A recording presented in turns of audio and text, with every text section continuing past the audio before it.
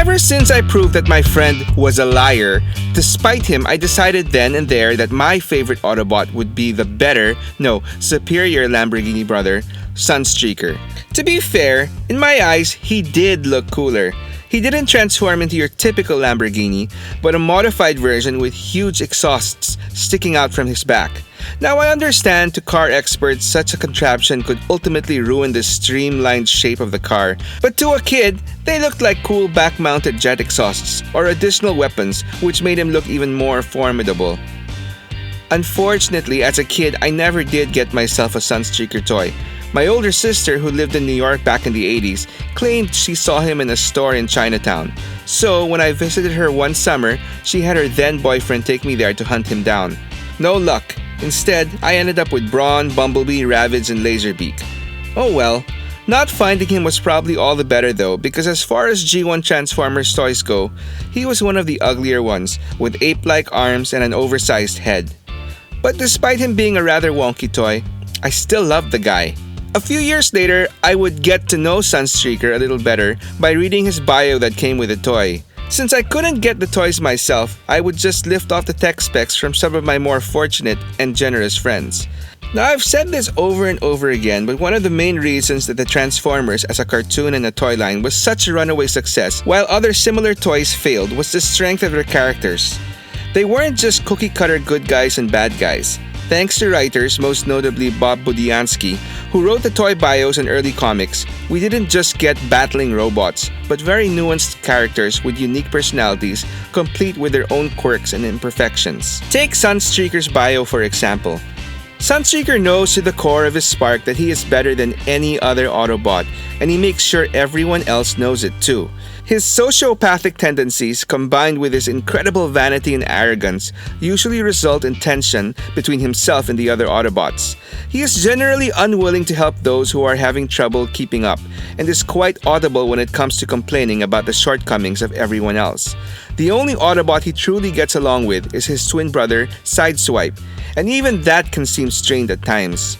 The main reason Optimus Prime keeps him around is most likely Sunstreaker's effectiveness in the battlefield. Ruthless and skilled in all forms of combat, there is not much Sunstreaker cannot handle. As a frontline warrior, Sunstreaker is a great asset for the Autobot army, if a rather scary one. Now I don't know about you, but words and phrases like sociopathic tendencies, incredible vanity, arrogance and unwillingness to help others aren't the first characteristics I would think of when describing a good guy. But there you have it.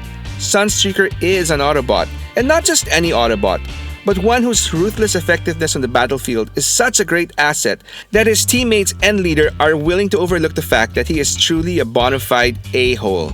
And not that I like jerks in general, but it all adds up to a more interestingly realistic character that I as a kid found cool. Now Sunstreaker was rarely featured in the cartoon, but when he was, alongside his brother, it was usually during some cool action sequence. Like when they came to the rescue of a fellow Autobot, the aforementioned scene where Sunstreaker shoots down Thundercracker, or riding the backs of some Decepticon jets attempting to perform their specialized jet judo attacks on them. He didn't fare any better in the early Marvel comics either, as he was usually overshadowed by his more popular teammates like Ironhide, Prowl, and Jazz. Hell, thanks to the live-action movies, even his twin brother Sideswipe has gotten more exposure. I guess it doesn't help that Sunstreaker shared the same color as arguably one of the most iconic Transformers, Bumblebee. As in later shows, to avoid confusing kids I guess, there seemed to be only room for one yellow Autobot. Fortunately, when the comic company IDW acquired the Transformers publishing license in 2005, Sunstreaker was placed at the center of two of the most compelling storylines that significantly fleshed out what was first established in his tech specs and took him through a roller coaster ride of rich character development and growth, making him, in my most unbiased opinion, one of the most memorable Transformers from the entire IDW continuity run. It all starts with Sunstreaker being one of the few Autobots initially featured in the first Transformers miniseries called Infiltration. Unlike the original cartoon and comics, wherein the Transformers accidentally crash into a volcano millions of years ago and are revived during modern times, IDW started their series with both factions of Transformers arriving on Earth deliberately, but secretly, with the Decepticons looking to expand their reach and the Autobots in step to keep them in check. So as it goes, Sunstreaker is part of the first small Autobot infiltration team led by Prowl. As the series progresses, it is revealed that the Autobots' arrival on Earth is not as secret as they had hoped it would be. And unknown to them, they themselves were being monitored by a special human organization called the Machination, who were aware of their existence. And eventually, when this organization made their move, Sunstreaker was the unfortunate target of this first strike. During an Autobot covert ops mission, so he was taking a human ally named Hunter home. The Machination ambushed Sunstreaker and seemingly destroyed him. But this was just what they wanted the Autobots to think. Instead of being destroyed though, Sunstreaker was whisked away to the Machination's secret headquarters where he was decapitated, dissected, and reverse engineered to produce Sunstreaker clones. His ally Hunter didn't fare any better as he was used as a guinea pig for their headmaster program, which basically enabled humans to transform into Transformer heads and merge with the clone bodies and control them. The exact details are kinda sketchy now since it's been a while since I read all this, but for some reason the original Sunstreaker head had to be kept alive with all its clones linked to him in order to survive.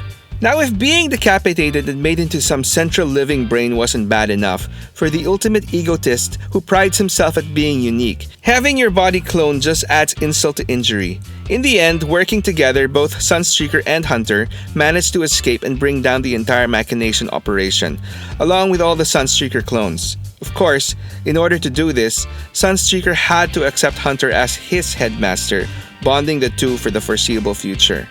Now, for most Autobots, being a headmaster would be a cool thing. You get the best of both robot and human worlds. For Sunstreaker though, who basically looked down at humans as lesser beings, being bonded to one basically sucked. As the series writer Simon Furman put it, he specifically chose Sunstreaker for this story arc because he figured that he was the least likely to want to be a headmaster. In the end though, the Autobots are able to reverse the process, and Sunstreaker gets his original head and body back together, and everyone is happy. Or so we thought. Fast forward a few years later in the next major storyline called All Hail Megatron. There is a major flip within the status quo, dropping the whole secretive robots in disguise approach of the prior years. The Decepticons have flat out taken over the Earth, after destroying cities and killing thousands of humans in the process. Of course, their success basically means that the Autobots have been defeated and have been exiled onto a dead Cybertron with their leader Optimus Prime clinging to life himself. It turns out that the Autobots got themselves in this dire situation because they were betrayed by one of their own, and the identity of the traitor is the big mystery that they have been trying to figure out. After throwing us a red herring in the form of the usual suspect, Mirage, it is finally revealed that Sunstreaker is the traitor. Now, what made this turn of events great was not that they fooled us into thinking that the traitor was Mirage, but that Sunstreaker had the perfect motive for betraying his friends. As it turned out, his experience back on Earth of being violated and experimented on by humans against his will and being forcefully bonded to one of them totally f***ed him up. The fact that he didn't really care much for humans to begin with didn't help either, but as time passed, his general dislike for those humans just festered and grew inside till he just hated all humans as a race and wanted to be as far away from Earth as possible. Fueled with his hatred, he went to the Decepticon Starscream and together they put together a plan that would be mutually beneficial to both of them. He would supply the Decepticons with the means and intel to ambush the Autobots, and in this orchestrated ambush, Starscream would assassinate Megatron and the defeated Autobots would be exiled to Cybertron. To Sunstreaker, it was a win-win. Megatron would be gone and the Autobots would depart from the Earth. And while this would leave the humans at the mercy of the Decepticons, Sunstreaker just didn't care. In fact, to seal the deal, Sunstreaker had only one request. For what they did to him, he wanted the Decepticons to kill all the humans. Every single one of them. Oh, and just a reminder, Sunstreaker is an Autobot. In the end of the story arc, as usual, the Autobots are able to recover and find their way back to Earth and defeat the Decepticons. But Sunstreaker is not with them. Before their return back in Cybertron, the Autobots are attacked by a swarm of mutant Insecticon rejects. And in an attempt to redeem himself, an uncharacteristically remorseful Sunstreaker sacrifices himself by staying behind to blow up a bridge that the swarm is crossing. Unfortunately for him, in order for it all to work, he ends up blowing himself up as well. Luckily for my favorite Transformer, no comic death is really ever permanent. It turns out, Sunstreaker didn't actually die. Being a robot, he just went into a sort of stasis lock, wherein he relived his actions of betrayal on a loop in his head at the bottom of a pit buried under blown-up Insecticon scrap. Years later, he is eventually found and repaired by an ancient Autobot named Alpha Trion. It's worth noting though that for a good amount of time, he only remains partially repaired, unable to transform or use his legs, making him dependent on moving around on a hover chair. Living with this handicap definitely must have played a huge part in softening up his huge ego. He also slowly learns to care for other individuals other than himself, particularly his new loyal companion, the mutant Insecticon, Bob. No, really. Ultimately, both the reformed Sunstreaker and Bob make their way back to the Autobot ranks, where they become more effective members of the Autobot cause. So, given that I've been pretty clear with my Sunstreaker love, you would think that on the toy front, I would have a special display dedicated to my favorite Autobot, littered with numerous Sunstreaker toys. Well, no I don't, but that wouldn't be a bad idea. Anyway, as I said in the beginning, as a kid, I never did get the original vintage toy, and it was only as an adult that I got my hands on my first official Sunstreaker toy. This was way back in 2005 when I was following my then girlfriend on one of her shopping trips through the bowels of a local mall called Goldcrest that I chanced upon this toy shop. Seeing that I had nothing better to do, I decided to check it out. And then all of a sudden, there he was. Sunstreaker. Not the original vintage toy, mind you, but an updated modern version from a new toy line called Transformers Alternators. This line was geared towards older collectors, like me, and as such, featured more articulated robots that transformed into officially licensed modern cars with realistic details like full interiors and engine. Anyway, this time around, since Hasbro was unable to secure the license to produce Lamborghini toys, Sunstreaker now transformed into an equally cool Dodge Viper. This was a really decent toy for its time, but its real significance to me, aside from being Sunstreaker, is that it was actually one of the very first toys that I bought as an adult, thus opening my Pandora's box and leading me down the never-ending hole of a toy collector. Anyway, it would be 3 years later when I would get my next Sunstreaker toy. 2008 saw the release of what many consider to be one of the best modern takes for Sunstreaker, as part of Hasbro's Universe 2.0 line. What was special about this design was its engineering. If transformed in a slightly different manner, you could get a pretty decent sideswipe as well. I could be wrong, but to my knowledge, I think this was probably the first time this was ever attempted for a Transformers Sideswipe and Sunstreaker toy. I was so excited to get my hands on this one that when I first saw it in a hobby shop at a slightly higher price than retail, I didn't hesitate and scooped it up. And then, when Takara told me the Japanese Transformers company released their version sporting a slightly different shade of yellow and chrome bits, I scooped that one up too. You really can't have enough Sunstreakers, you know. So let's keep going. After the Universe version, I ended up getting 2 more retail Sunstreakers. The first came in 2015 as part of the Combiner Wars subline.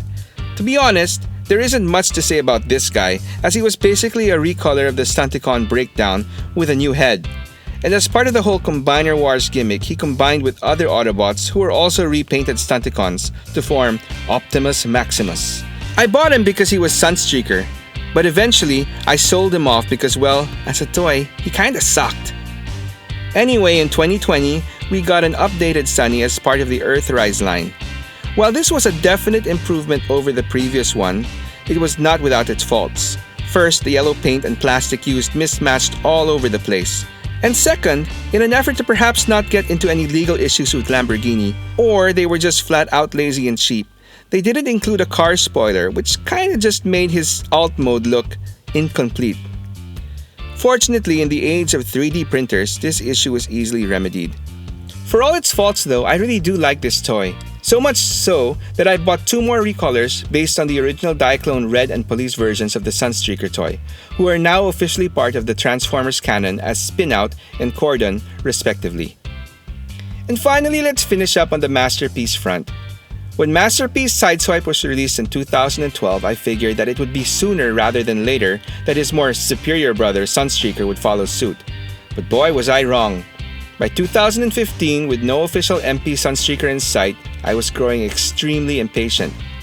By this time, the third-party Transformers scene was in full swing, with not one, but two companies slated to release their rendition of an MP Sunstreaker at some point that year. The first option was from a yet unheard-of company called Omnigonics, with their offering called Spinout, which was the original working name for Sunstreaker back in the 80s. And the second was from a more seasoned company, Badcube, called Sunsurge. While I wasn't completely happy with either of them, based on the prototype renders, I figured I'd just get the first one that would come out, which in this case was Badcube's Sunsurge. This turned out to be quite fortunate on my part because I ended up really loving Sunsurge, who served as a perfect complement to my Masterpiece Sideswipe. As for Omnigonics' version, well, apparently that ended up going through multiple production issues, which led to numerous delays, and when it finally did come out, he was widely panned by collectors, so bullet dodged there. Anyway, a mere 2 years into my love affair with Badcube's Sunsurge, Takara finally did the unthinkable and announced an official Masterpiece Sunstreaker. And he was glorious. Easily the most anticipated toy for me that year, and that's if timing couldn't be any better. I just happened to be in the land where Transformers come out first in the world, Hong Kong, when MP39 Sunstreaker was released. What a special moment it was for me. After a scrumptious dinner of roasted Peking duck, I remember doing a late meetup on a cold December night with a fellow Filipino collector and seller based there to finally get my Masterpiece Sunstreaker. And then, getting stuck in the hotel the next day due to a bad case of indigestion and fever. Oh well, at least I had my Masterpiece Sunstreaker to keep me company. Ah, good times. When I finally did get to mess around with the guy, I was completely blown away. The car mode was gorgeous, with opening doors and pop-out headlights, and with the cool option of displaying him as a regular Countach or his more iconic modified version. And while yes, the transformation was a little bit more involved than usual, the end result was an amazingly solid and articulated robot. There was no doubt in my mind that, all biases aside, I swear, this was bar none the best Masterpiece Masterpiece Transformer. Best Transformer Takara has ever produced. Period. I only had one real problem with this guy. He looks so good that unlike Sunsurge, he makes his brother Sideswipe look sorely outdated. Eventually, Takara released inevitable Diaclone recolors of MP39 for Masterpiece versions of Spinout and Cordon. I scooped up Cordon, but for Spinout, I opted to get myself Badcube's red repaint called Sentinel Blaze instead. Since truth be told, while he paled in comparison to the official Sunny, I really did like Sunsurge too. Hey, variation is a good thing. And that should wrap things up for this Sunny episode. He may not be as logically calculating as Prowl, cool and classy as Jazz, or annoyingly underdoggy like Bumblebee, but Sunstreaker will always be the #1 Autobot for me. And okay, I admit, Sideswipe isn't that bad as well. When I was a kid, my neighbor had this toy which he swore was the greatest toy in existence. It was a little red robot that could transform into an admittedly cool-looking sports car. According to him, his robot was so amazing that it actually kicked the ass of my own little blue robot that turned into a jet. And, more than that, he had the cartoon to prove it. This little discussion with my neighbor was pretty much my introduction to the Autobot warrior, Sideswipe, and by association his twin brother, Sunstreaker, both of whom became instant favorites of mine as a kid. Of course, just to spite my friend, I insisted that Sunstreaker was the better twin, simply because it was actually Sunstreaker who shot down my blue jet. Anyway, despite having arguably two of the coolest designs, the twins, or as many fans endearingly refer to as the Lambros, due to their Lamborghini Autobots, weren't featured much in the original cartoon and comic. For some reason, they were often relegated to background characters, only stepping up when some action, or more specifically some jet judo in the battlefield was required. As the years passed, Sunstreaker basically cemented himself as my #1 Transformer of all time. And although I didn't latch on quite as much to Sideswipe due to his connection to my delusional neighbor, he wasn't that far behind in my personal rankings. But I've already talked quite a lot about Sunstreaker already, and so this time around, I'd like to focus on his brother. Despite being hardly used, the Lambros have become favorites with a number of Transformer fans, including myself, primarily for one major reason, and that is, they had something that most Transformers didn't have, and that would be each other. In a world of mechanical beings, the concept of siblings isn't one that was really explored. Sunstreaker and Sideswipe were just brothers, period, no explanation needed. But it was this relationship that I think attracted many fans to them because almost all of us have brothers, or at least very close friends that we consider as brothers. Hell, I have 4, and so many of us could relate to their dynamic of sibling love and rivalry.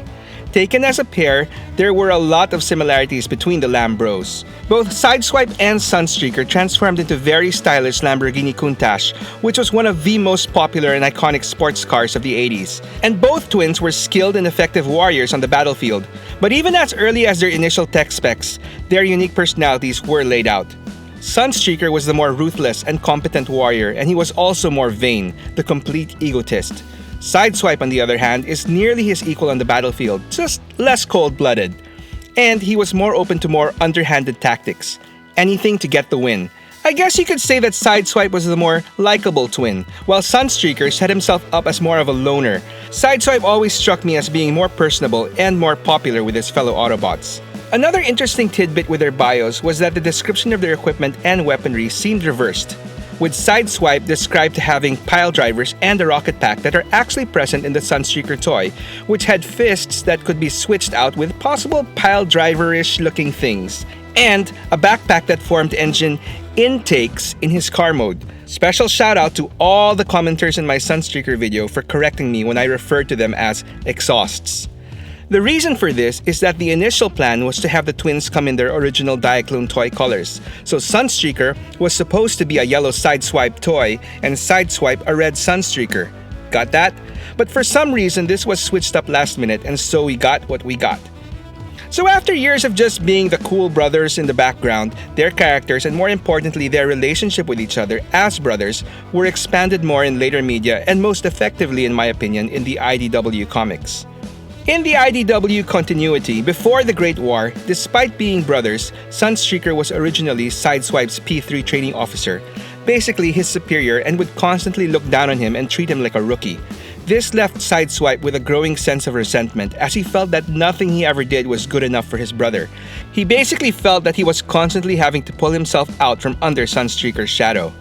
It wasn't long before the brothers were employed as law enforcers for the Senate and spent their free time attending illegal underground arena gladiatorial death matches, where a certain ruthless warrior named Megatron was dominating and slowly building up a strong cult following.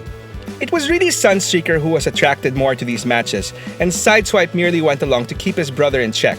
A rather important detail, since that in the bigger picture, Sideswipe notes that his brother would have most certainly ended up joining the Decepticons had it not been for him. So, thanks Sideswipe.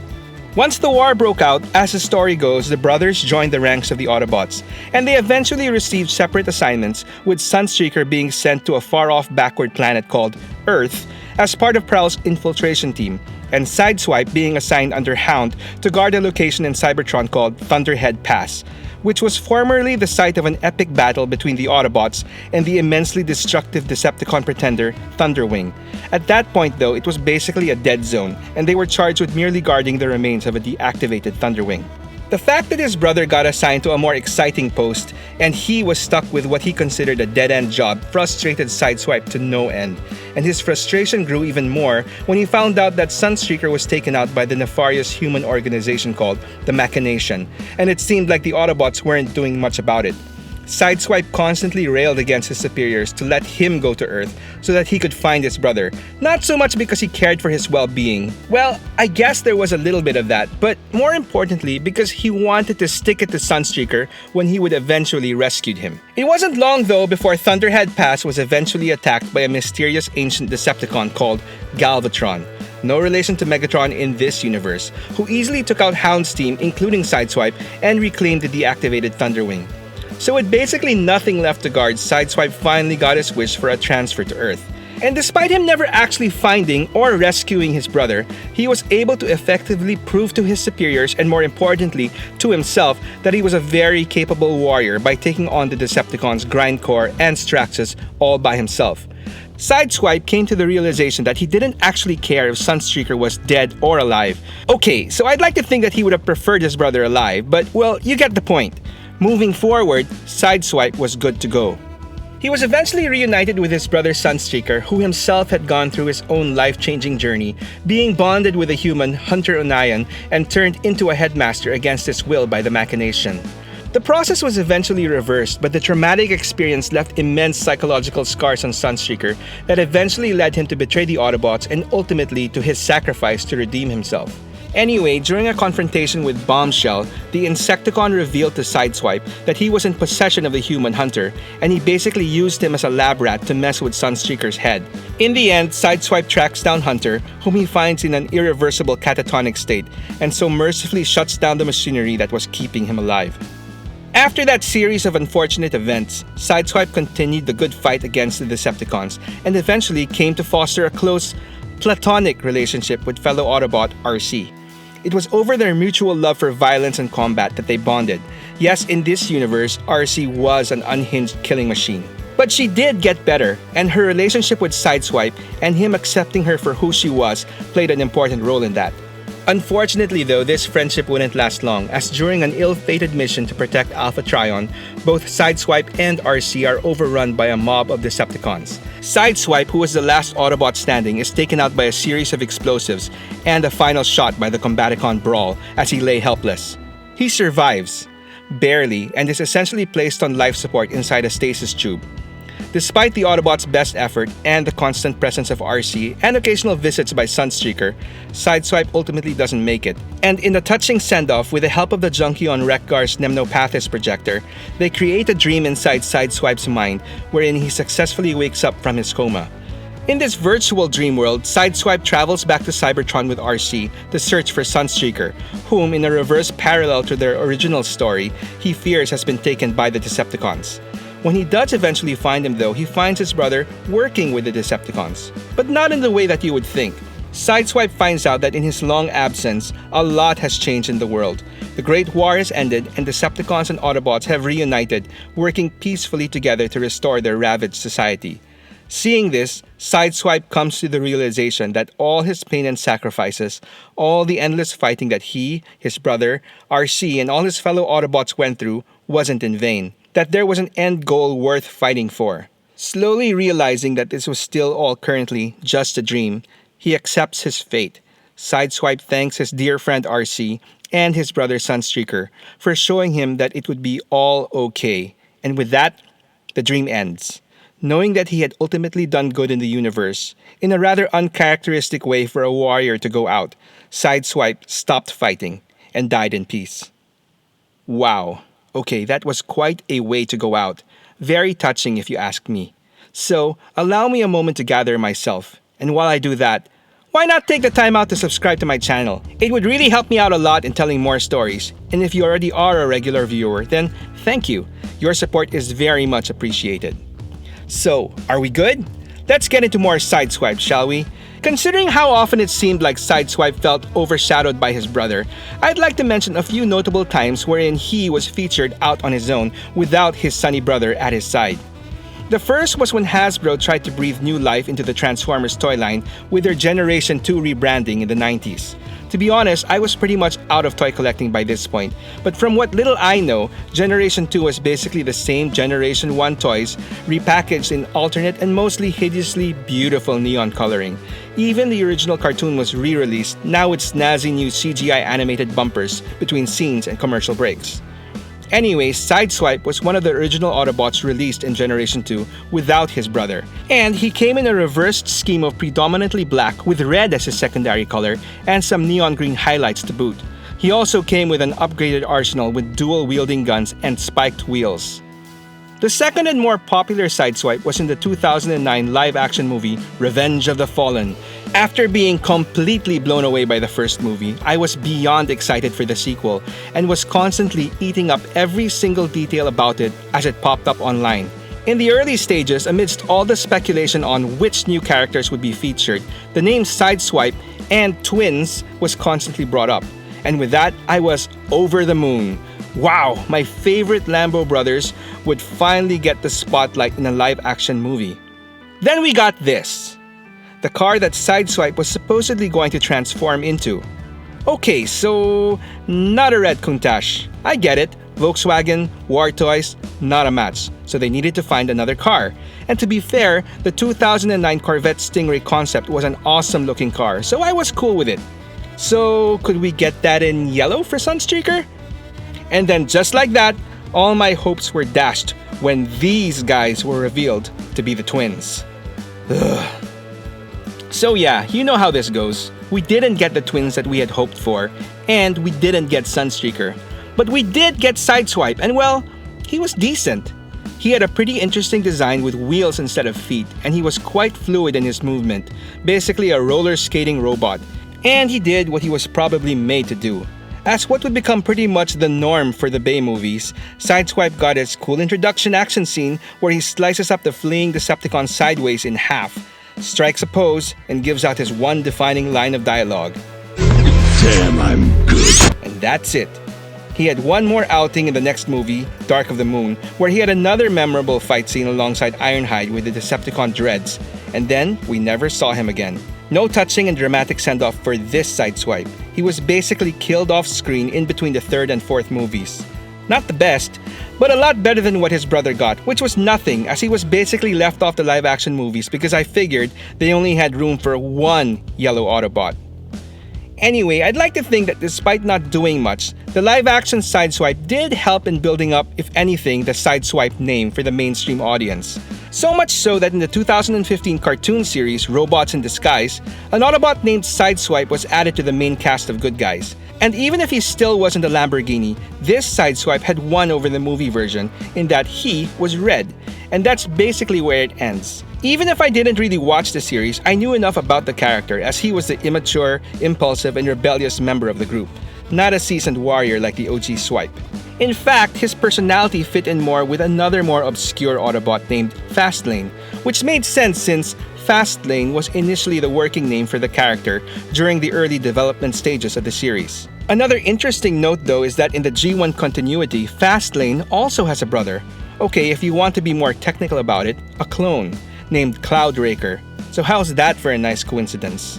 And finally, let's finish strong with the toys, shall we? Most likely due to the fact that the Lamborghini Countach was a very popular car in the 80s, and that the toy was one of the better ones in the line, it wasn't much of a surprise that for the original Diaclone toys, Takara released the Countach car robo that would eventually become Sideswipe in different colors and decos.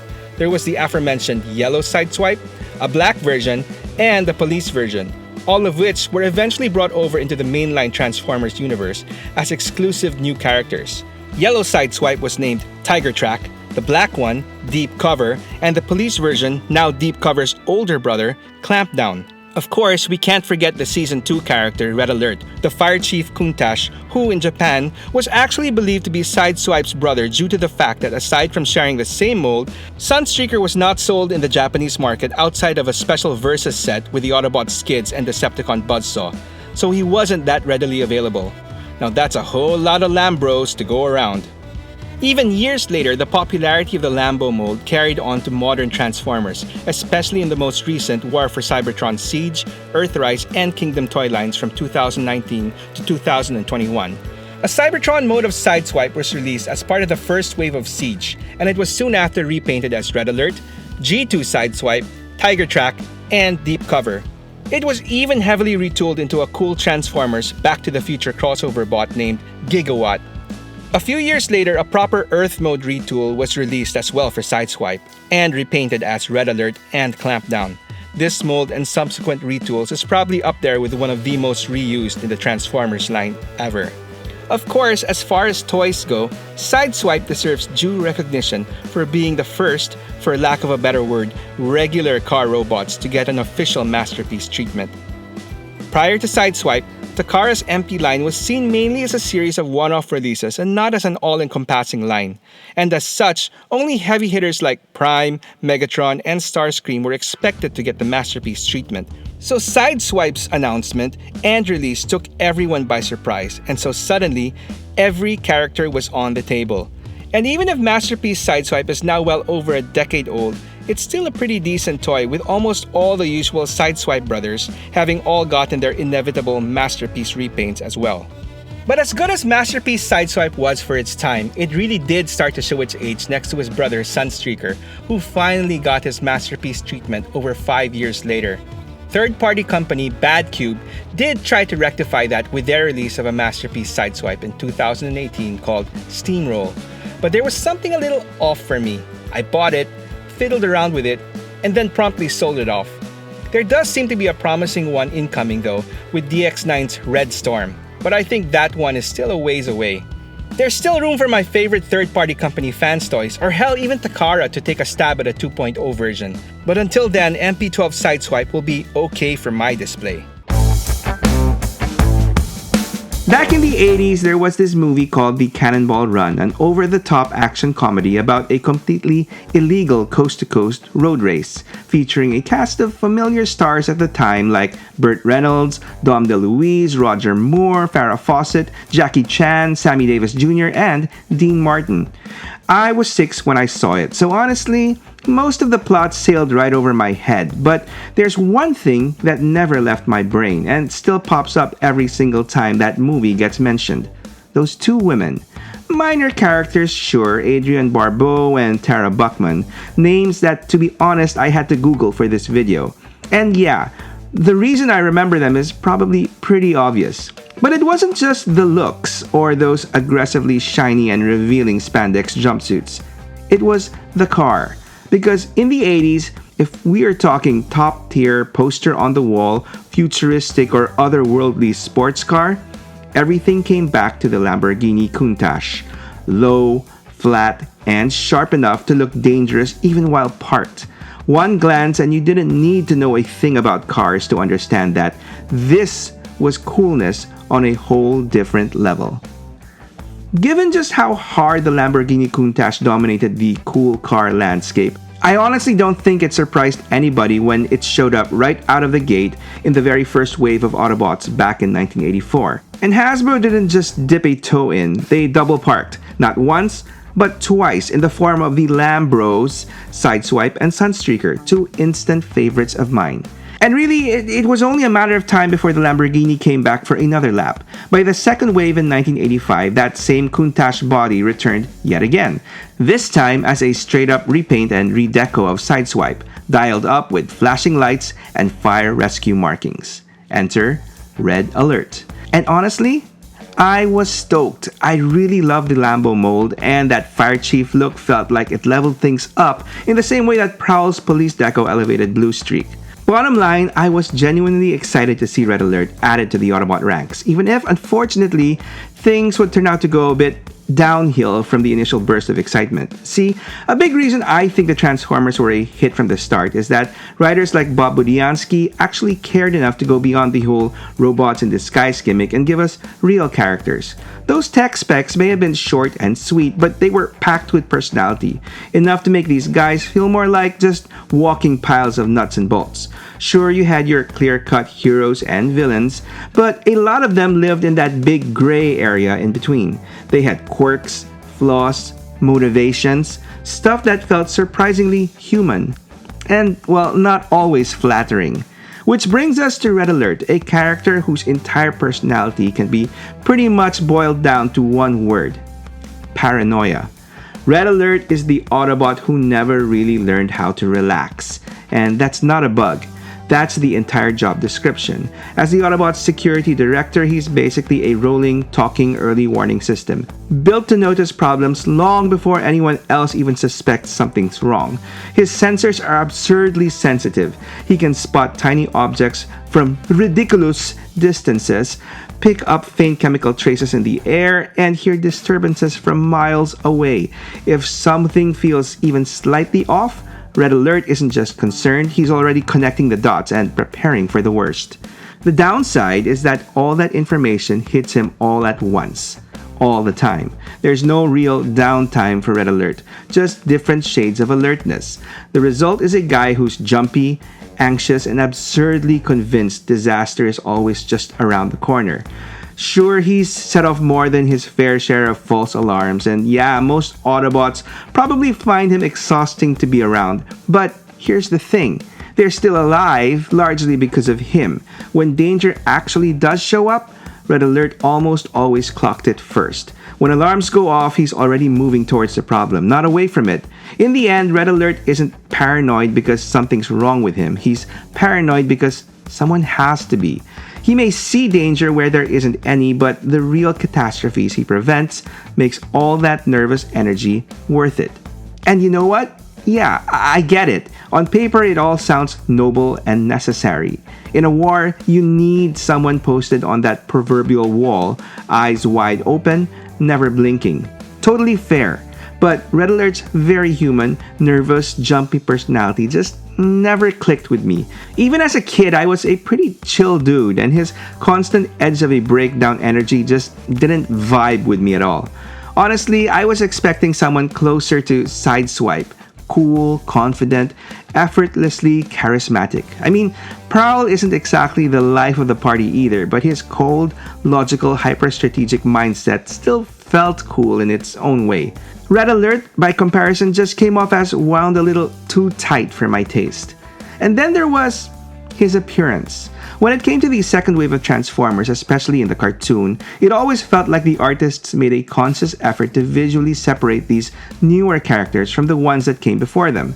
While the first batch had a more streamlined, almost organic look to them, by contrast, the second wave leaned much harder, sometimes a little too hard, into matching the actual toys. And let's be honest, those toys weren't always the best blueprint when it came to body proportions.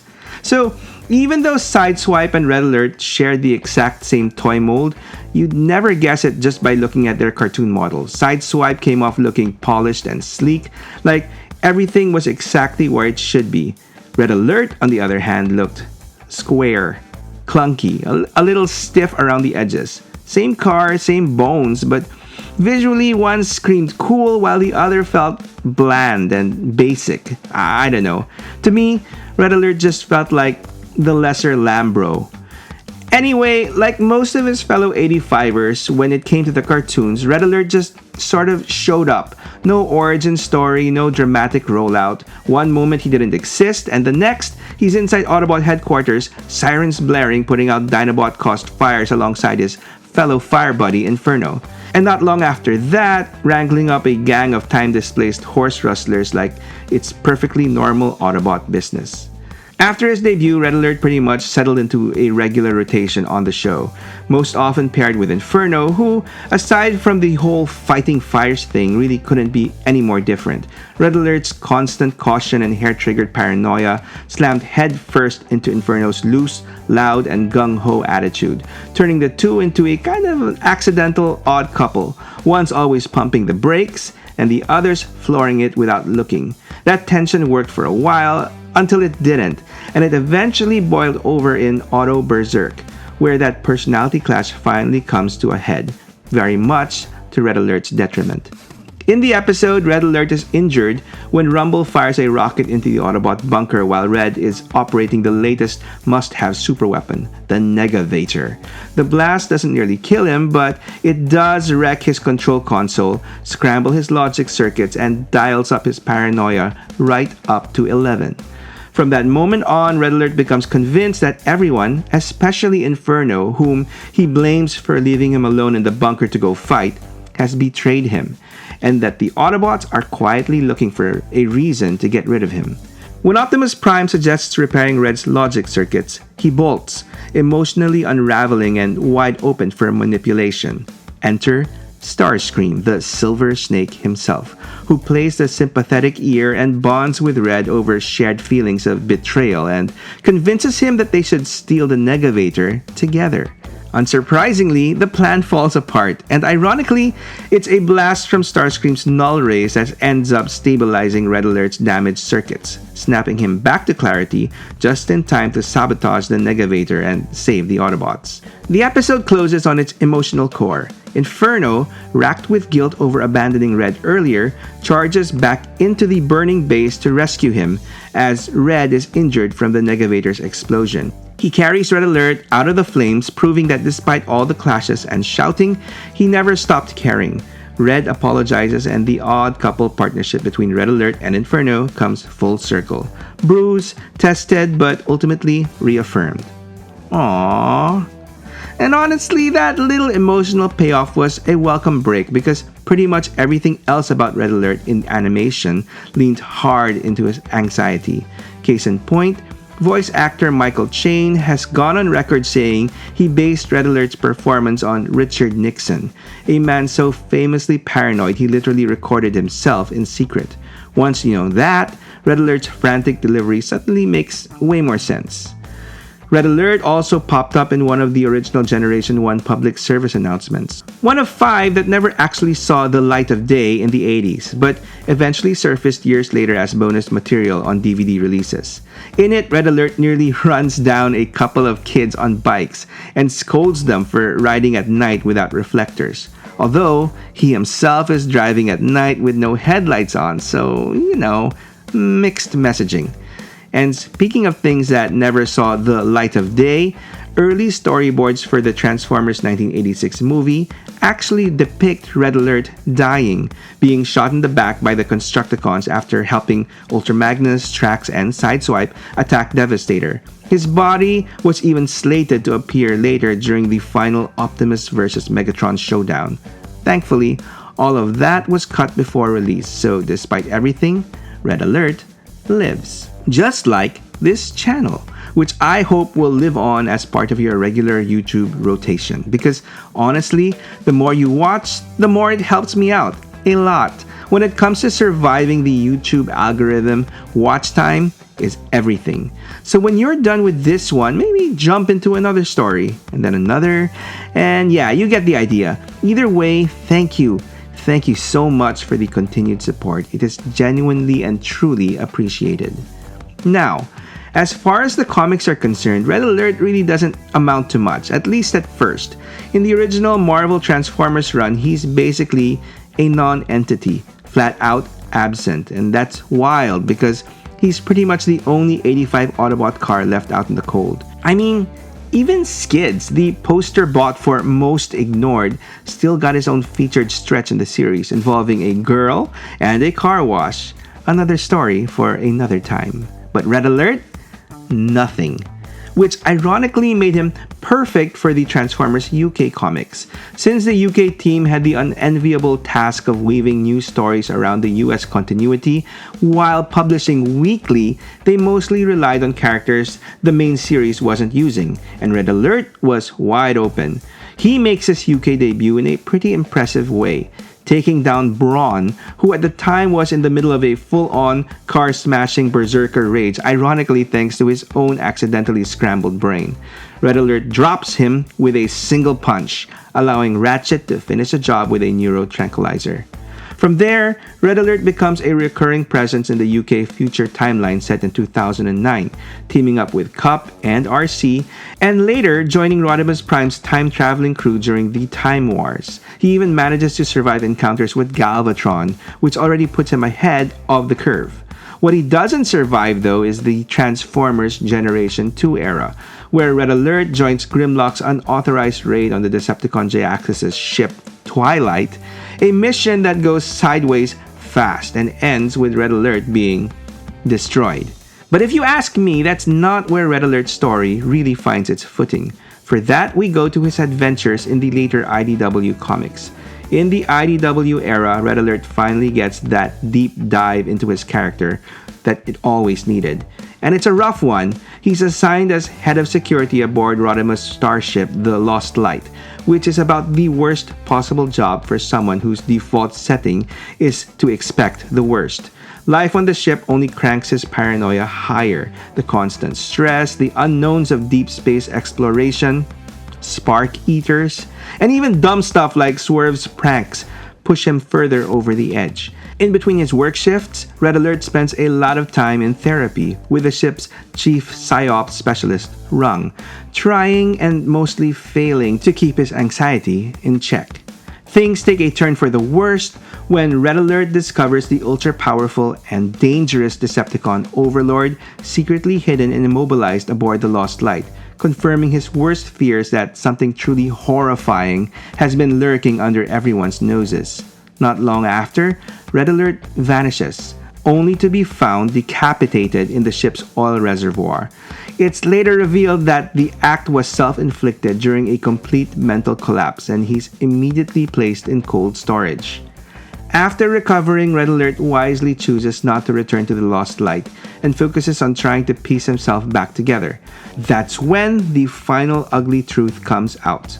Long before the war, Red Alert had been a sleeper agent for Sentinel Prime, subjected, along with other informants, to an early form of shadowplay reconditioning meant to turn them into a covert militia. In the present day, Sentinel reactivates that programming. But this time, Red Alert fights back. Using the mental safeguards he built with Rung, he breaks free of Sentinel's control and helps bring him down. And for once, Red Alert's story doesn't end in paranoia or tragedy, but in clarity, and finally, his own bot. And speaking of finally being his own bot, while nowhere near as expansive or layered as his IDW arc, it's worth jumping ahead to Transformers War for Cybertron, the trilogy, where Red Alert does manage to get a little time in the spotlight. He's not a major player by any stretch, but at the very least, he's featured beyond the shadow of his other Lambro brothers. Here, Red Alert is reimagined in a very different but strangely fitting way. He's no longer fire security, he's a medic, trying to save lives in a war that's already well past the point of saving anyone. During the siege of Cybertron, Red Alert helps evacuate Autobots as the Ark launches, and pays for it. He's shot, falls from the ship, and is presumed dead as Optimus and the Ark vanish through the space bridge. Except, he doesn't die, yet. Red Alert survives on Cybertron and eventually links up with Elita 1 and her small, desperate Autobot resistance movement. When they launch a final mission against the Decepticons, Red Alert waits outside the arena as Elita 1 plants explosives, only for Shockwave's forces to ambush them using cloaking tech. Captured and marched towards the arena, the team makes a break for it when Chromia attacks, but they're too late. The explosives detonate, killing Red Alert and the rest of the Resistance. It's a much leaner, harsher take on the character. No long recovery, no redemption arc, just a medic who stayed behind to help and paid the price for it. At this point, I want to make a quick detour and talk about a couple of characters who have absolutely nothing to do with our extremely paranoid, always on the edge Red Alert, except for one small detail: they share the same name. First up is the version that a lot of younger fans, I think, consider to be the definitive Red Alert, the one from the Transformers Unicron trilogy. Once a frontline warrior, this version of Red Alert is forced to step away from the fight when a battle gone wrong permanently costs him his hand, forcing a career shift into, again, a medic, quieter, more cautious, and far more focused on keeping his teammates alive than chasing glory. Not a coward. If anything, he's the guy who will walk straight into danger when somebody needs help. In the first series, Transformers Armada, he's an old war buddy of Optimus Prime, known for winning through planning, not brute force. He comes to Earth with Optimus, adopts an ambulance mode, partners with the Minicon Long Arm, and spends most of the war recovering injured Autobots, protecting humans, and questioning whether the Minicons should even be used as weapons. And by the last series, Transformers Cybertron, set 20 years later, Red Alert is a battle-hardened veteran, survivor of yet another near-fatal injury, and fighting through the final battles against Galvatron as part of the Cybertron defense team. No paranoia with this Red Alert, just a war-scarred medic holding the Autobots together, one repair at a time. The next Red Alert from the Transformers animated series is about as far from the G1 namesake as you can get. This Red Alert isn't a paranoid security officer. She's, once again, a brilliant Autobot medic with absolutely zero bedside manner. Blunt, gruff, and painfully honest, but also one of the most skilled surgeons Cybertron has ever produced. After losing her arm to a Decepticon booby trap, seriously, what is it with Red Alert losing limbs? She replaces it with a transfer interlink, allowing her to scan patients and generate hard light surgical tools on the fly. Behind the scenes, she was originally planned to be part of the animated's core Autobot cast, but was ultimately swapped out in favor of an older, grumpier Ratchet. The end result is that she only gets a cameo appearance as part of an Autobot unit defending a space bridge from Decepticon forces. Unfortunately, the team is widely outmatched, and Red Alert meets an undignified end when she's swallowed by the Decepticon Spitor and promptly spat out back as a living explosive projectile. Not exactly a flattering send-off, but hey, at least she didn't die. I think. Just kidding. She's seen cheering along with all the other Autobots in the last episode of the show. And with that extremely non-G1 detour out of the way, it's probably time to steer things back where they started, because for all the wild reinterpretations, cameos, and limb losses over the years, this video is still about the original paranoid Fire Chief. So let's jump back to Red Alert as we first knew him, and take a look at how the classic G1 version has been revisited, retooled, and re-released in plastic form over the years. What's funny is that this mold originally showed up in Japan's Diaclone line as a police car. That part didn't make the jump overseas though. Once Hasbro got a hold of it, they figured Prowl already had the whole police thing locked down. So instead of doubling up, they pivoted hard. Police lights out, Fire Chief lights in. Problem solved. Even funnier though is that the police deco would eventually circle back to Red Alert decades later in what I'd consider to be his first proper modern update in Takara's Binaltech line, where he was released simply as Alert. This version was curiously a repaint of the Silver Streak mold, now a Subaru WRX STI Japanese police car, which logically feels like it should have been Prowl, except Prowl had already been released as a completely different mold, an Acura RSX, whose robot mode honestly looked more like Red Alert. So yeah, somewhere along the line, plans clearly got shuffled. The Acura, with that car hood folded straight down in robot mode that absolutely screams Red Alert, ended up being Prowl, while Red Alert himself walked away as a police deco Subaru that, by all logic, should have gone to the Autobot military strategist. Did you catch all of that? And just to make things even more delightfully strange, this version of Red Alert also came packed with a PVC human figure named Ai Karuma, a policewoman based on a character from the Transformers, Robots in Disguise. And thankfully, Alert did not draw power from her kisses. I mean, who would even think of such a crazy... Oh, alright. Never mind.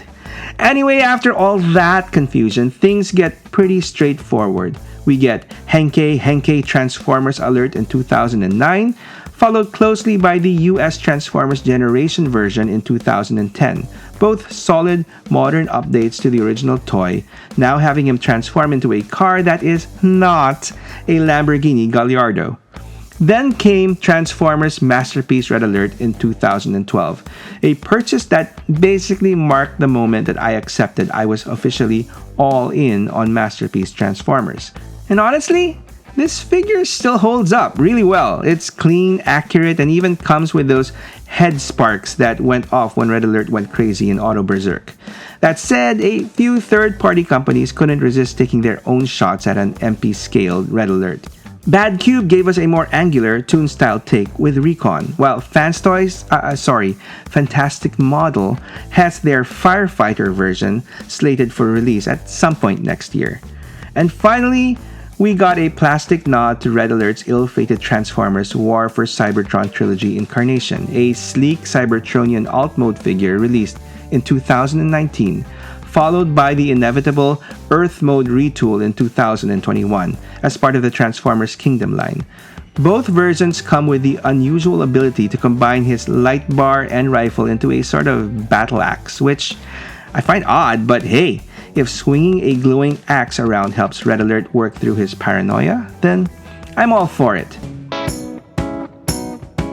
So, who's your favorite Transformer? Yeah, I know that's a rather broad question, so let's narrow it down. Favorite Autobot? For me, that answer's been locked in since day one. Sunstreaker. And by default, his twin brother Sideswipe has to be right up there too. Ever since those two came roaring down that cliffside road to rescue Trailbreaker from a couple of Seekers, then immediately followed it up with a little casual jet judo on Starscream and Company, the Lambo Bros were cemented as all-timers for me. And what's not to love? Sure, they turned into what was arguably the coolest supercar of the 80s, but personality-wise, these guys were anything but bland Autobots. As per their tech specs, Sideswipe, the red one, relishes a fight to the finish with an opponent, uses underhanded tactics when absolutely necessary. He may not break rules, but like Beckham, he bends them. A lot. Then there's Sunstreaker, yellow, flashy, and the complete egotist, who thinks he is the most beautiful thing on earth, contemptuous of other Autobot race cars, especially his twin Sideswipe, and not a team player, but is very calm, competent, and a ruthless war machine. I mean, I don't know about you, but these don't exactly sound like your cookie-cutter, goody-two-shoes type of dudes. But see, that's what makes them cool. At least I think so. But here's where things get weird. Because when you line up what their tech specs say they're equipped with versus what their actual toys had, it starts to feel like someone at Hasbro might have shuffled a few index cards the wrong way. Sideswipe is described as having piledriver arms and a rocket backpack, neither of which his toy actually has. While Sunstreaker comes with shoulder-mounted rockets that conceivably pass as piledrivers when plugged in his arms in lieu of his fists, and car intakes that form what looks like a backpack in robot mode. Flip to Sunstreaker's bio and suddenly he's firing laser-guided rockets and high-energy electron pulses, except Sideswipe is the one who actually has a shoulder rocket launcher and a handheld weapon. Long story short, it seems that somebody back in the 80s did an oopsie and maybe possibly mixed up the brothers' profiles. I mean, could it actually be that Sunstreaker was meant to be less cold-blooded? And Sideswipe, well, the a-hole? Seriously though, if we put on our detective hats for a second, there might be more than meets the eye. To this little mix-up. And to get to the bottom of it, or at least land on a logical explanation, we've gotta rewind a bit and dig into the early history of the Transformers. Now, if you're a seasoned fan, you already know this story, but for anyone not fully down that rabbit hole yet, before these toys ever hit US shelves, most of them came from a Japanese toy line called Diaclone. And while a lot of those Diaclone car robots crossed the Pacific more or less unchanged, like the blue F1 racer who'd become Mirage, or the white Lancia Stratos with green and red trim that turned into Wheeljack, others didn't make the trip quite the same way. Before crossing the sea, a good number of these familiar bots existed in different colors, like the blue Toyota Hilux that became Trailbreaker, or, let's be honest, a headless Ironhide that still looked fugly in black. And yes, you probably see where this is going. This is also where we get a red Sunstreaker and a yellow Sideswipe. Yeah, let that sink in for a second. Given that origin, it's honestly pretty easy to imagine that the original plan was to bring these two over exactly as they were. Red Sunstreaker as Sideswipe, and yellow Sideswipe as Sunstreaker, and somewhere along the way, a Hasbro exec who probably thrives on chaos decided to swap them. And then forgot to tell the tech spec writer, and voila, we got what we got. Mystery solved. Probably. But here's the thing, that little mix-up isn't actually what this episode is about. What I really want to dig into are those red Sunstreaker and yellow Sideswipe versions themselves. Toys that could have easily ended up as weird footnotes in Transformers history, if not for Hasbro and Takara's deep, abiding love of making easy money at minimal production cost. Because through the years, a good number of those original Diaclone color variants would eventually make their way into the Transformers universe as fully fledged, totally new characters, including our mixed up Lambo Bros. And that's what we're here for today, the other Lamborghini Transformers, starting right at the beginning with the alternate reality versions of our favorite twins, who finally got names of their own, Tiger Track and Spin Out. So, the yellow Sideswipe, aka Tiger Track, officially became a Transformer in 2003 when his very first toy was released as a mail-away exclusive through the Japanese hobby magazine Figure O. And while he shares the exact same mold as Sideswipe, character-wise, he couldn't be more different. Tiger Track isn't your typical charming rule breaker. In fact, if you're planning something sneaky, like solemnly swearing you are up to no good, yeah, he already knows, and will probably be first bought to stop you. He's an Autobot built entirely around vigilance. His official function is that of a sentry, which means he possesses the power of 1 million exploding suns. Wait, sorry. Wrong sentry. Which means Tiger Track guards high-value targets and locations where mistakes simply are not allowed. And thanks to his hyperactive sensory systems, he's one of the hardest Autobots to fool. In every situation, Tiger Track can accurately pinpoint the location of external threats. His eyesight, in particular, is so acute that it can instantly pierce through any kind of equipment, obstacles, or enemies. Darkness, storms, camouflage, illusions, none of that works on him. He is also a cunning hunter who silently closes in on his prey, which is why his motto fits perfectly. Even if you can't see it, I can see it clearly. In the Japanese Legends continuity, Tiger Track often works alongside the Autobot Stripes, who is basically an orange Ravage repaint with black stripes. So, a tiger, very subtle, very on the nose. And eventually, because the universe apparently has a sense of humor, Tiger Track ends up teaming up and bonding closely with the red Sunstreaker, Spinout. The two find themselves running fast-paced missions on Velocitron, proving that while Tiger Track is best known for standing watch, he's more than capable when it's time to move fast. Which brings us to the other side of this mixed-up Lambro coin, Spinout. Now, even before he officially became a Transformer, the red Sunstreaker already carried some serious weight in Japan. In the original Diaclone line, this toy was kind of a big deal. It was the very first release in the Car Robo subline, which focused on robots that transformed into realistic real-world vehicles. According to Hasbro, the Diaclone version designed by Kojin Ono was the first fully realized toy ever made to transform from a humanoid robot into an actual car. In other words, it's basically the grandparent of every Transformer that followed.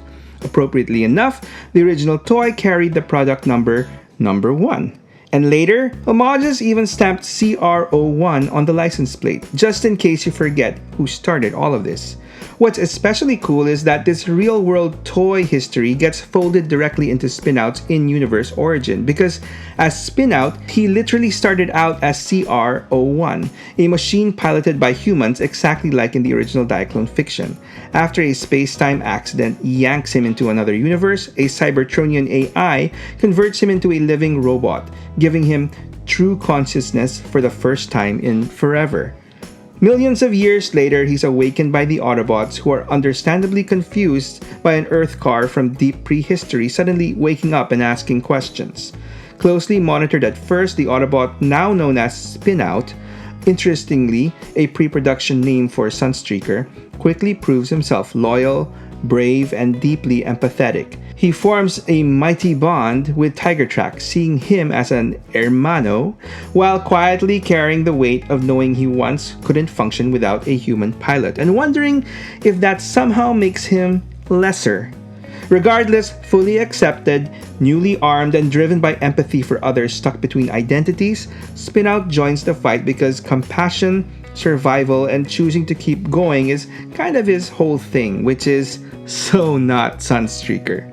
Anyway, aside from giving us familiar faces in different colors, another thing I've noticed Diaclone was really into was the police. Like, really into police decos. If they could slap some black and white paint and a siren onto a cool car, they absolutely would. Which means that while for a time he was El Capo Solo on US shelves, back in Japan, Prowl wasn't the only police car in the lineup. And here's the kicker, he wasn't even the first. After CR02, the black one-box cherry vanette that would eventually become Ironhide, Takara made a hard U-turn and decided to double dip on the red Lambo mold for CR03, giving us the Countach LP500S patrol car type, or in plain English, Police Deco Sunstreaker. And honestly, as a kid, that thing was the coolest thing in the world. And also the toy I was most bummed about never becoming a Transformer. So bummed, in fact, that years later I straight up invented my own version of a police Sunstreaker, complete with dual-wielding pistols and jazz-like visor, because I mean, everyone looks cooler with a jazz visor. Meet Warrant. Primary function, dirty, rotten, filthy, stinking, rich, cherry pie scarfing down boy. Just kidding. Crime scene investigation. Originally a law enforcement officer and icon, Warrant adapted easily to his new role as Autobot liaison to Earthen police forces. He's obsessed with details, intensely so, and will comb through crime scenes for hours using a dizzying array of optical and olfactory sensors. He refuses to act until he's gathered enough evidence to get a solid lead, seeing anything less as a complete waste of time, which naturally drives less patient teammates crazy. Those types would much rather he shoot first and ask questions later. He's highly intelligent, processes data fast, and carries a stun rifle capable of paralyzing suspects with excellent accuracy up to 400 feet. That said, his Cybertronian background sometimes causes him to underestimate or flat out misread human intentions and motives. As his own saying goes, if you chase two turbo foxes, both will escape. Eventually, though, Takara made things official by finally christening police car Sunstreaker as Cordon, one of the Autobots' strangest reserve troopers. Not because of what he can do, but because of what he can't remember. Cordon suffers from reoccurring amnesia, regularly losing his memories, including his sense of long-term right and wrong. Oddly enough, his skills never fade, leaving him with an ever-growing list of abilities he doesn't remember learning. His story begins in Cybertron's ancient past, after the planet freed itself from its alien creators, the Quintessons. During early experiments with new Cybertronian bodies, his data was stored at the Diadem facility until a bombing wiped out much of it. Ever since, Cordon's been stuck in a cycle of forgetting, wandering, and starting over. After a battlefield encounter, the Autobots recruited him, but his memory lapses raised serious concerns. Instead of imprisoning him, they sentenced him to 50 first dates. Sorry, couldn't help it. 300 years of community service, assigning him to protect a human settlement as a Lamborghini police car. Despite early suspicion, Cordon earned the settlers' trust and even turned down a Decepticon recruitment attempt. Later, when offered the chance to restore his memories or upgrade his body, Cordon refused both, believing he might not like the person he used to be.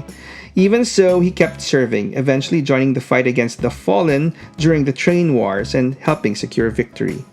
Cordon may forget who he was, but he never forgets to serve.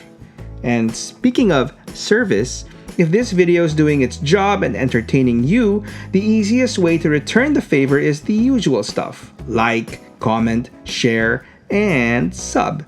It sounds small, but it genuinely helps keep this channel visible and alive, and lets me keep making deep dives like this without selling my soul to the algorithm gods. That being said, whichever way you choose, your help and support are greatly appreciated, so thank you. And so back to our story, where I don't think that it's a surprise that Cordon wasn't the end of Diaclone's police obsession, because wouldn't it be a complete cop-out to stop at one police Lamborghini when you can very clearly have two? The inevitable police version of the Sideswipe mold technically did make it to US shelves as part of the second wave of Autobot cars in 1985. With a twist, since Hasbro was already pretty happy with having a single Autobot cop in Prowl, Police Sideswipe quietly had his badge taken away and was reassigned from law enforcement to fire prevention. And that's how we ended up with Red Alert instead. Same car, same lights, totally different job description. But ultimately, you can't keep a good police deco down. So in 2003, that version finally became an official Transformer 2. In Japan, as part of an eHobby exclusive set where he was properly introduced as Clamp Down, an Autobot whose entire existence revolved around law, order, and more importantly, enforcing it. Sent to Earth as part of the Interplanetary Personal Exchange Program, he works closely with the Tokyo Metropolitan Police and Officer Miko Tezuka, Don't worry, it's a completely professional relationship. No kissing here. Clampdown is earnest, disciplined, and deeply committed to justice, especially when violent crime is involved, where hesitation simply isn't an option for him. But his worldview is rigid, shaped by war, and that rigidity causes friction. Cultural differences, legal nuance, and moral gray areas frustrate him, often putting him at odds with civilians and even fellow Autobots. That tension follows him everywhere. For Clampdown, maintaining or restoring order is everything. Whether that means policing a reckless interplanetary race or arresting Autobots who step out of line, his dedication is never in question. His flexibility, however, absolutely is. And his equipment reflects that mindset: an automatic handgun, a missile launcher, and flashbang grenades built for control, not spectacle. Because as far as Clampdown is concerned, peace doesn't just happen, someone has to enforce it, whether anyone likes it or not. So, naturally, once you realize there are two police Lambros, you'd assume they'd be the perfect pairing, right? Except, you'd be wrong. Because while Cordon and Clampdown sound like a match made in Cybertronian law enforcement, Clampdown's actual partner is someone else entirely. Remember when I mentioned that Clampdown officially became a Transformer when he was released as part of a Japanese e-hobby exclusive set? Yeah, he didn't come alone. He was released alongside his brother, a black repaint of the Sideswipe mold that was originally only available as part of a Powered Convoy DX set, named Deep Cover. An Autobot built for the shadows. Deep Cover's function is that of a special investigator. He may turn into a supercar, but everything about him screams, or is that whispers, covert ops, rather than open confrontation. So while Clampdown enforces the law in public, Deep Cover makes sure trouble never reaches that stage. Years of undercover work have taken their toll though, as while Deep Cover is still fiercely committed to protecting the innocent, he carries the weight of secrets, false identities, and long missions spent pretending to be someone else. It's a quieter kind of heroism, less about speeches, more about endurance, and he's built for it. Illusion projection, sound collection, instant high-speed transformation, and even the ability to shrink down to 1/40th of his normal size make him ideal for solo infiltration. When a job needs subtlety, Deep Cover goes in alone. He's the Autobot who gets the job done quietly and carries it with him long after the mission's over. Interestingly enough, Deep Cover wouldn't end up being the only black repaint of Sideswipe in the entire Transformers universe.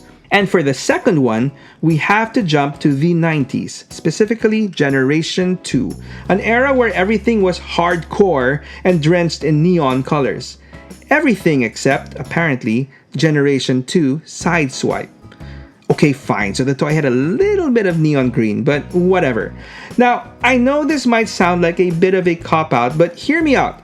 This reversed color Sideswipe, where everything that used to be red is now black and everything that was black is now red, is in pretty much every meaningful way treated as a completely different character from the original Sideswipe.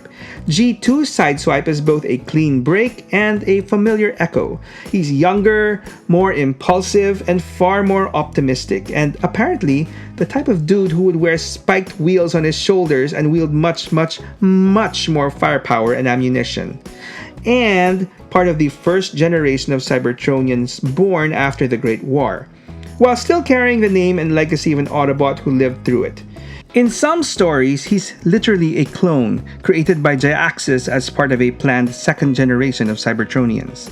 The IDW continuity reframes that idea into something a lot more hopeful. Here, G2 Sideswipe is one of the first sparks born on Cybertron in millions of years. Fragile new Transformers who develop inside the Titan Trypticon, hidden away from politics and manipulation. He's named Sideswipe by RC in memory of her fallen friend, the OG Lambro who didn't survive the war, neatly tying the future directly to the past. And as a quick side tangent, Generation 2 Sideswipe was actually slated to get another repaint, this time leaning way harder into that full-blown neon 90s madness. Thankfully, that version never saw the light of day. That is, until 2023, when this dude was released as part of the Legacy Evolution Toxitron collection. And with that toy mentioned, I guess this is as good a time as any to do a quick run through of all the plastic incarnations of these other Lambros through the years. Because if there's one word that redefines this entire family tree, it's repaint. Seriously, whenever Sideswipe or Sunstreaker gets a notable or landmark release, you can almost set your watch to it. The other Lambros are coming, inevitably, in slightly different colors. It's just how the universe works. Take the super tune accurate MP39 Sunstreaker. It was retooled into the more toy-accurate MP42 Cordon in 2018, followed by MP39 Plus Spinout in 2020. And even before Spinout was actually a thing, third-party company Bad Cube jumped the gun with their own red Sunstreaker take, Sentinel Blaze, back in 2017. Going further back, MP12 Lambor, or Sideswipe, spawned an entire repaint dynasty. MP12T Tiger Track in 2013, MP12G Lambor G2 version in 2014, and MP14C Clampdown in 2015. For whatever reason, poor Deep Cover never got that full masterpiece treatment. But don't feel too bad for him. He scored 2 repaints out of the 2019 War for Cybertron Seeds Sideswipe mold in 2021, and even managed a blink and you'll miss it cameo in the War for Cybertron trilogy on Netflix, making him the only other Lambro beside the main brothers that I know of to show up in animated Transformers media. Well, at least until Transformers 1, I guess, where basically everyone was an Easter egg. But I digress. The real takeaway here is that the Siege Sideswipe mold and its inevitable retooled Earth Mode Kingdom version has gone down as one of the most reused and most repainted molds in Transformers history. So let's have some fun and count some repaints, shall we? Tiger Track, the aforementioned 2 deep covers, G2 Sideswipe, G2 Universe Sideswipe, Clampdown, Shattered Glass Sideswipe, Armada Wheeljack, and Gigawatt. Wait, Giga who? Okay, strap in kiddos for this one. Gigawatt is a former Decepticon from a future where Megatron already won. Humanity is enslaved and the Autobots are long dead. After seeing that nightmare up close, he defects, steals time travel tech, and keeps throwing himself into broken timelines to protect humans and undo the damage, even when it ultimately costs him his own life. Awkward and empathetic, Gigawatt is that rare ex-villain who saw what happens when no one steps in, and decided to be the one who does.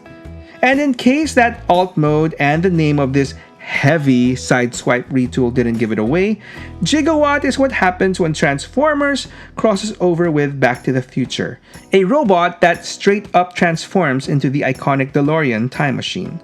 But back to repaints, because of course, not to be left out, Sunstreaker's Earthrise mold got its obligatory repaints as well, with a Generation Selects 2-pack in 2020 featuring Spinout and Cordon. Speaking of Cordon, as of this writing, he also has the cool distinction of being the only other Lambro to receive the missing link treatment in 2025. Basically the original Diaclone toy, but now with modern articulation. And honestly, completely unbiased opinion, it's perfect. That said, the fact that there's still no missing link spin-out is a real head-scratcher. I mean, don't get me wrong, I love the Police Deco Cordon, but skipping a fully articulated CR01 feels like a missed opportunity to pay homage to the very first ever car robo toy. Oh well. So, in case you didn't know, Sunstreaker is my favorite Transformer of all time. And well, while I never actually had the original toy, and I mean, I guess you guys know what this is. This is the missing link Transformer. So that being said, in the spirit of trying something new and maybe recording for posterity's sake, I thought I'd try something different for your entertainment. It's probably gonna make me look really bad or, you know, whatever. But I thought I would try to do an unboxing, a first impressions, and if I'm daring enough, an actual first-time transformation live. So let's get started. So like I said, this is the missing link Sunstreaker. First impressions, it's a lot smaller than I remember, but of course, I mean, those original toys were a lot smaller. I'm used to like today's Transformers. So, but anyway, let's see what we've got inside. So,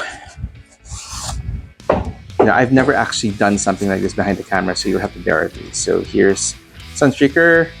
Let's see. With, packed in styrofoam, because, that's how things rolled in the 80s. And let's see, the actual car, the missiles, the rockets. I'm gonna have a little problem with depth perception here because I don't really do this stuff. A rifle, which the original toy I believe didn't come with. And let's see, his fists. Actually, I thought this was a big cop out. The original toy had removable fists. They weren't really incorporated into the transformation. So I thought this would be the same. But fortunately, through videos, I found out that this toy actually has, fists incorporated into the transformation. And I guess the neat callback to the Diaclone, to its Diaclone roots, a little dude. The original Diaclone toys came with actual people, pilots.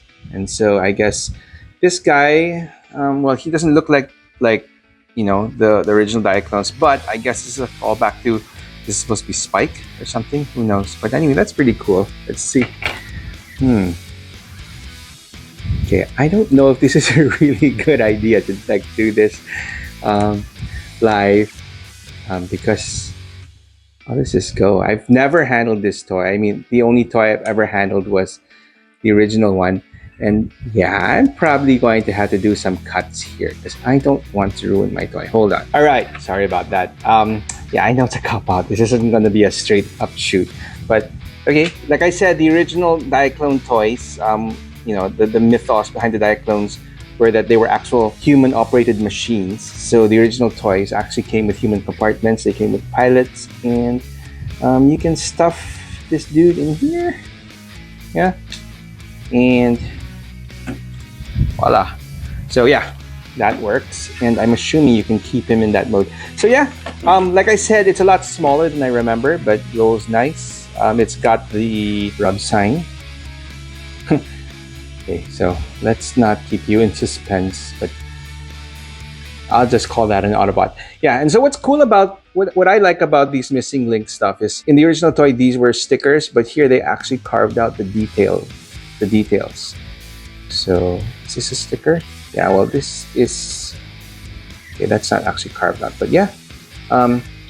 It's supposed to be basically the original toy, but with more articulation. So, Shall I try and transform the guy? Let's give it a shot. So let's see. I'm assuming, if I remember correctly, so you open this up, and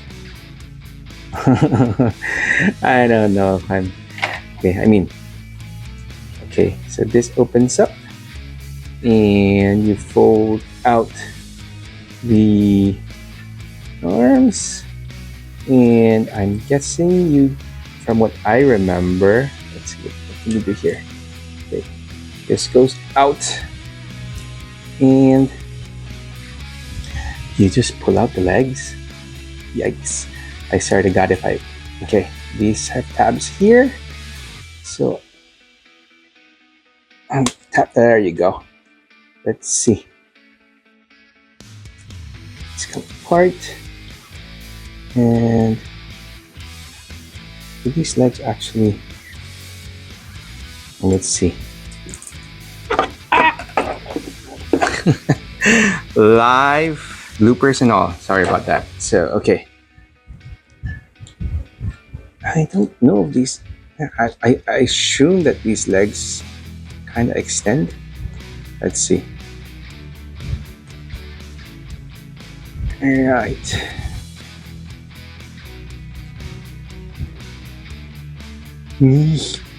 I'm kind of freaked. Okay. Feet come out, and this goes up, this goes down. As you can tell, I have never done a transformation on video before, so I am sorry if this is out of frame because I don't actually know how this is done. If you actually use what you see on the screen, I'm actually looking above my phone, so let's see. You know what? I don't want to ruin this, so I am going to do a little quick, research first. Hold on. Okay, these missing link stuff. I mean, I had the Prime, and I got the Cliff Jumper and the Bumblebee, and I mean, for the most part, these guys are made pretty well. I mean, but I had a bad experience with the Bumblebee, which apparently is an actual thing that everyone's been experiencing with his foot, and so his foot got jammed up, and me being the stupid guy I am, kind of ended up shearing it off. So I don't want to do the same by like damaging this guy right out of the box. So that being said, let's continue. So again, to the legs, it was scary the first time, but I've since loosened it up. So you just pull them out. There, so I just loosened them up, but yeah, just pull out the legs. There you go. Split them up. And the feet. And okay, so the front, you put the cockpit down here. Oop, oop.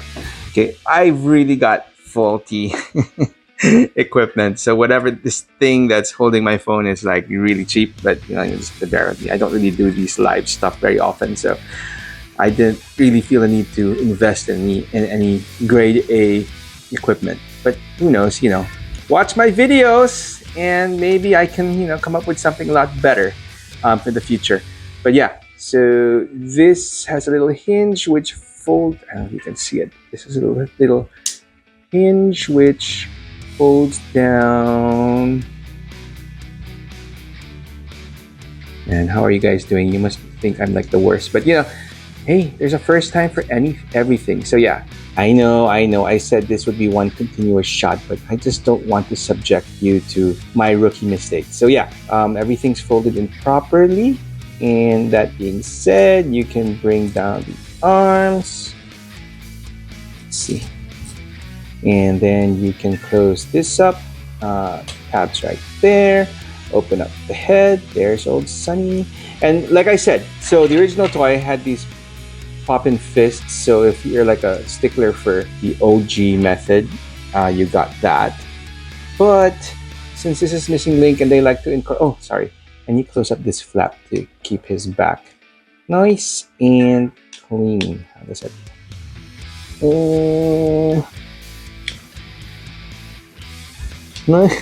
Let's take two.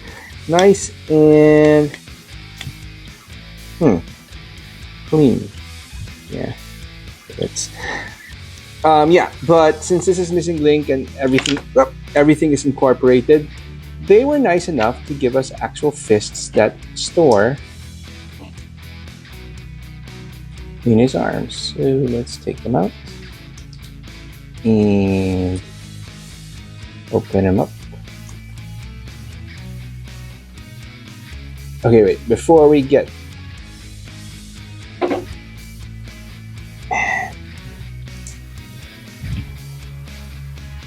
and we get these things, the rockets, shoulder rockets, they go here.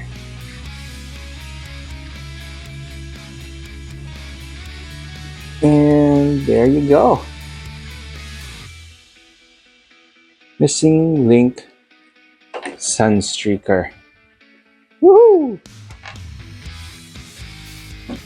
Let's see if we can get him easier. So, well, the original toy honestly wasn't much to look at. Proportion-wise, he was more like gorilla-ish with the long arms and stuff like that. But I mean, being able to pose him this way, the extra articulation does help making him look a little bit more he's still not proportional, but he looks a little bit better, right? His wheels don't fold in, so he kind of has like he can still roll around.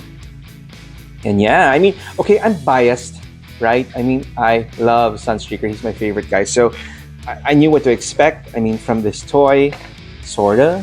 So I guess there's that. But yeah, what can I say? Instant love in a box. So like I said, this guy comes with a rifle, which the original toy didn't come with, and that can be, so you can actually arm this dude. That was one of the things I didn't like about the original toy, that he didn't come with any weapons. But although he did come with the rockets, which Let's see, which you could actually arm him with, and he has been depicted. Ugh. Sorry. So he has been depicted with that arm rocket, which sometimes I do actually like him having because it makes him look more formidable. So let's do that. So put back the fist, and there you go. Sunstreaker with rocket hand. So let's see. Yeah. So no complaints here. I actually did order Cordon 2, so the police version, but that hasn't arrived yet. But for now, I'm happy with old Sunny. Hopefully we will be getting a missing link sideswipe soon, I hope. But yeah, so as if I didn't have enough, torture trying to do this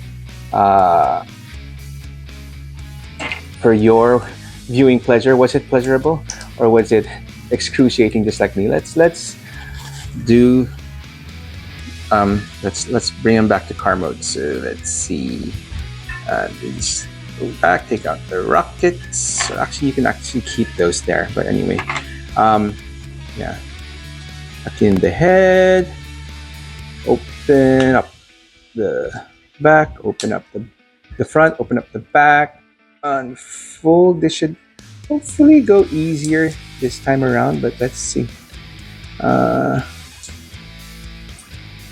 Jeez, there you go. Through that, unfold that, and let's see, straighten up the legs, put them together, and back there. Yep, all nice and tucked in.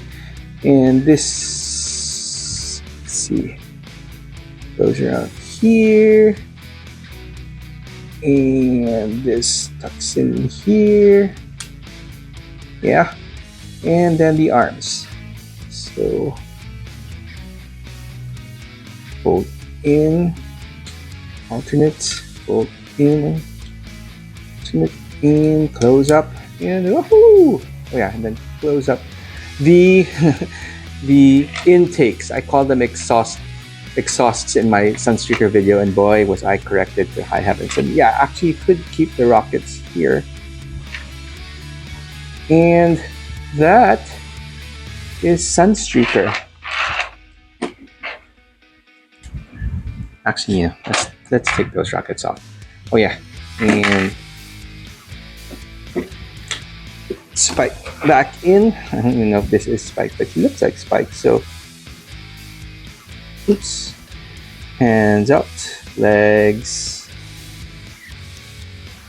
in, down, and there you go. Missing link Sunstreaker, and I hope you were entertained by that. And let me know if you want to see me go through more excruciating stuff like this in the future. But hey, it's something new. Thanks for watching. Till next time.